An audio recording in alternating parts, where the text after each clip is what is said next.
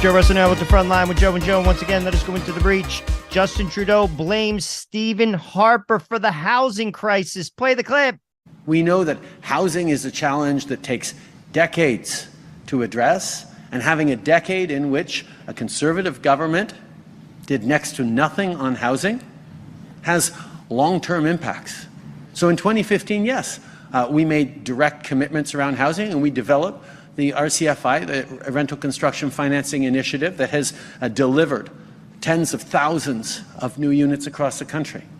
We moved forward in 2017 with the National Housing Strategy, worth over $70 billion, that has made a significant impact in helping 2 million Canadians find new homes, find places to live. But we know that there is more to do. That's what we're announcing today, like we announced in the last budget with the Housing Accelerator Fund, like the announcements we're going to be making in the coming weeks to do even more to help Canadians with the high cost of housing. Justin, you've been in office for 8 years. You could blame Steve the first year. You can't blame him 8 years later. Come on. Think of somebody else to blame. How about the cleaning lady or maybe the guy that mows the lawn? You can't blame Steve. This is unacceptable news. Danielle Smith says she supports the oil and gas industry in Alberta. Play the clip. Industry has started down a path of reducing its emissions while exporting more oil and delivering more LNG. And we look forward to having a fact-based discussion with Ottawa, one that results in a win-win outcome that is fair and supports the longevity of the oil and gas industry. So for Alberta, carbon capture is far more than a dream. It's been the foundation of our economic and environmental success, and it will continue far into the future. We're putting in the time, the money, and the effort to make it a mainstream, reliable, and mature technology. There are a lot of smart Canadians working to the same ends, and everyone here today is among them. We're going to need your help at every step, from advocacy to design to implementation, and of course to investment. This is a problem we can solve, and our world will benefit from the unwavering focus on that goal. Something tells me that Justin Trudeau's getting a call from Klaus Schwab. He's probably rather upset.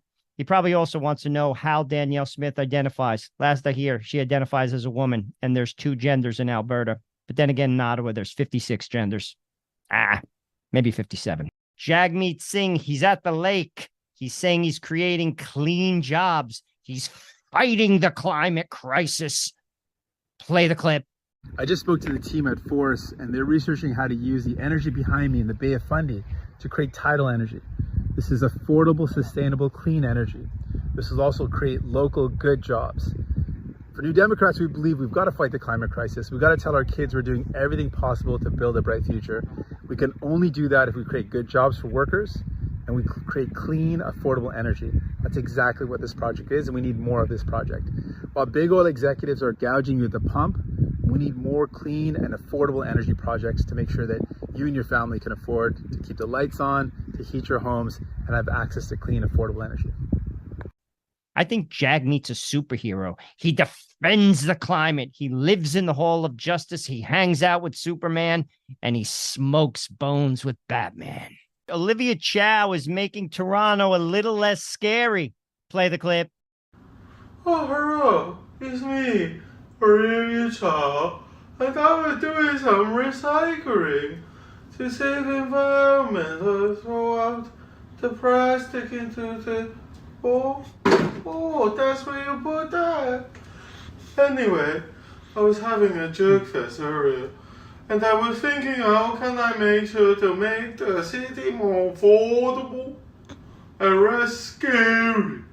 Very scary. I was at the air show at the exhibition. Oh, I'm so happy it's over.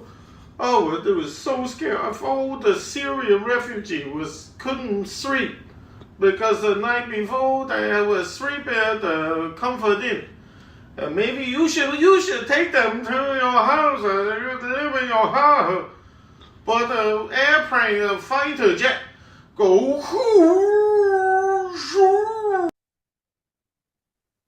That clip is pretty scary. I debated whether to air it I couldn't resist. Is it bad? Let me know in the chat. How's Canada doing? Let's look at the streets of Vancouver. Play the clip.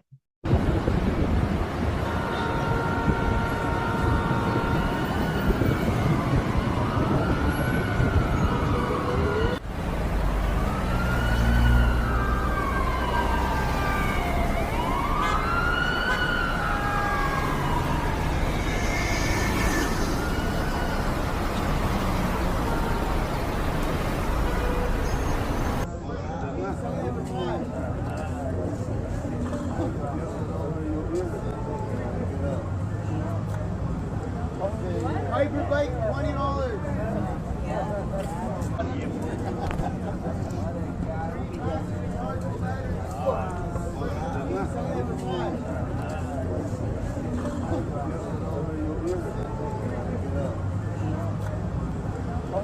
Harper bike, $20.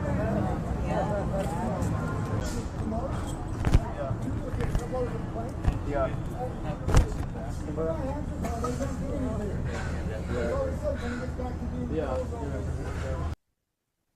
This is liberal Canada. Oh, Canada.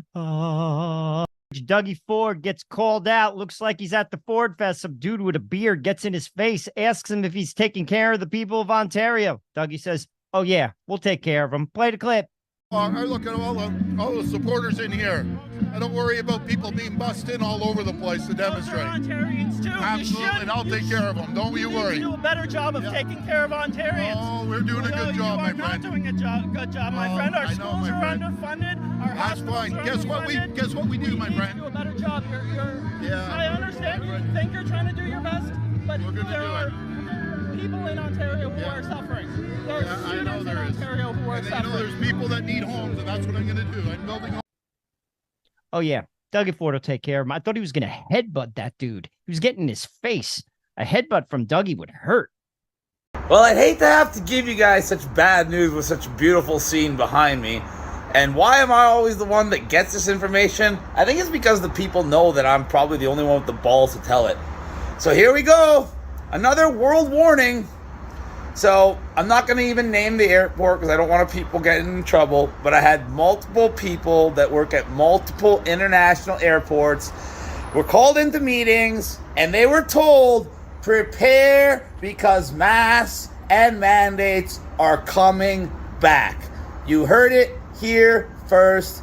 Chris Sky, once again, told this time from airport employees that they were brought into meetings today, and were told that prepare because masks and mandates are coming back. Funny how they can all be told all these things in advance. Hospitals, schools, movie studios, and now the airport. Everyone could just get told in advance exactly when COVID is coming. And last year it just didn't come. But this year, because now there's no more COVID fatigue, they think they're going to scare you back into submission. To all my Canadian American friends, if you like what we do on the front line, I'm asking you to give $1. Just $1. Production costs money. We do it for you. We are self-funded, and $1 goes a long way. That's less than a cup of coffee. In Canada, a cup of coffee might cost $5, so you're getting off easy. Please, just give us $1, and we'll keep the content coming your way. God bless you, and remember, stay free.